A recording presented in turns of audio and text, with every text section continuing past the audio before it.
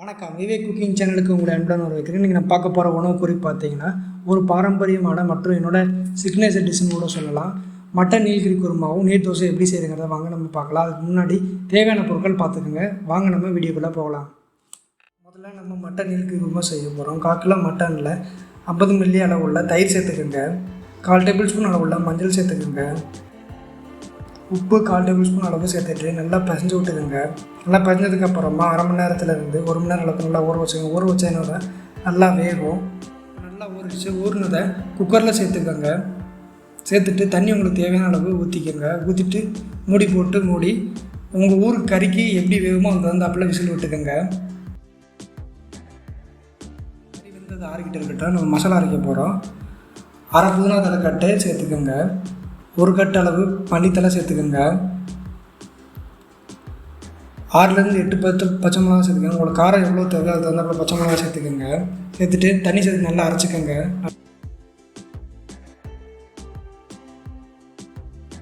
இப்போ நல்லா ஆறிடுச்சு. கறி நல்லா வெந்துருச்சு. நல்லா பூ மாதிரி வெந்துருச்சு.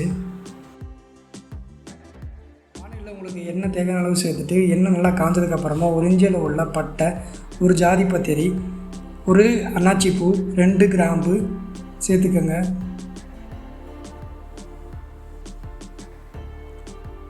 பிரியாணி எல்லாம் சேர்த்துக்கோங்க. சேர்த்துட்டு நல்லா வதக்கிக்கோங்க. நல்லா வதக்கி வாசனை வந்ததுக்கப்புறமா 100 கிராம் அளவுள்ள வெங்காயம் சின்ன சின்ன நறுக்குன்னு சேர்த்துக்கோங்க.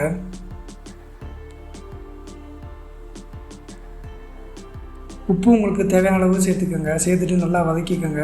எதுக்கு இப்போ நான் உப்பை சேர்க்குறேன்னா சீக்கிரமாக வெங்காயம் வதங்கிடும். அதுக்காண்டி உப்பை வந்து இப்போயே சேர்த்துட்றேன். வெங்காயம் நல்லா வதங்கினதுக்கப்புறமா 50 கிராம் அளவு உள்ள தக்காளி பழம் சின்ன சின்ன நறுக்குன்னு சேர்த்துக்கோங்க. தக்காளி ஆனால் நல்லா குழையிற வரைக்கும் நல்லா வதக்கிடுங்க.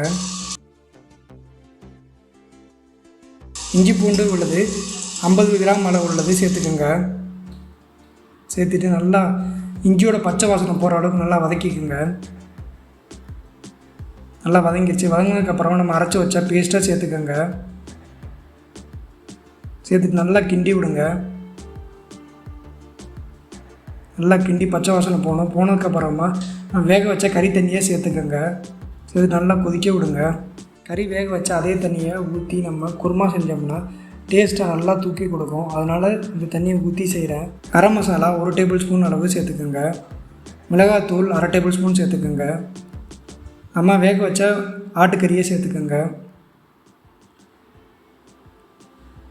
சேர்த்துட்டு நல்லா கிண்டி விடுங்க. இந்த குருமா வந்து நல்லா கெட்டியாக இல்லாமையும் தண்ணியாக இல்லாமையும் மீடியம் பக்குவத்தில் இருக்கணும். மட்டன் நீல்கிரி குருமா ரெடி ஆயிடுச்சு. நீர் தோசை செய்ய போகிறோம். நீர் தோசை செய்ய 3/4 கப் அளவுள்ள இட்லி அரிசி சேர்த்துக்கோங்க.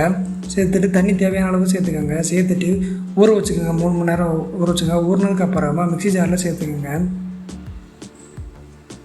3/4 கப் அளவுள்ள தேங்காய் பூ சேர்த்துக்கோங்க.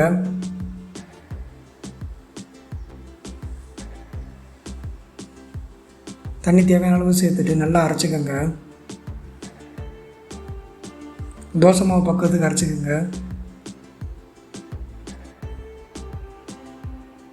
அரைச்ச மாவு இப்போ ரெடி ஆகிடுச்சு. ரெடியானதில் உப்பு உங்களுக்கு தேவையான அளவு சேர்த்துக்கோங்க. சேர்த்துட்டு மிக்ஸி ஜாரில் தண்ணி ஊற்றி நல்லா கலக்கி ஊற்றிக்கோங்க. நல்லா தண்ணியாக இருக்கணும். இந்த மாவுக்கு கெட்டியாக இருக்கக்கூடாது.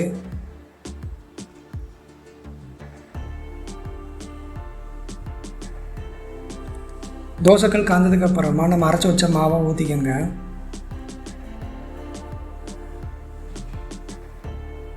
ஊற்றிட்டு நல்லா ரொட்டேட் பண்ணிக்கோங்க. ரொட்டேட் பண்ணி தோசை மாதிரி ஊற்றிக்கோங்க. எண்ணெய் உங்களுக்கு தேவையான அளவு சேர்த்துட்டு மூடி போட்டு நல்லா வேக வச்சுக்கோங்க.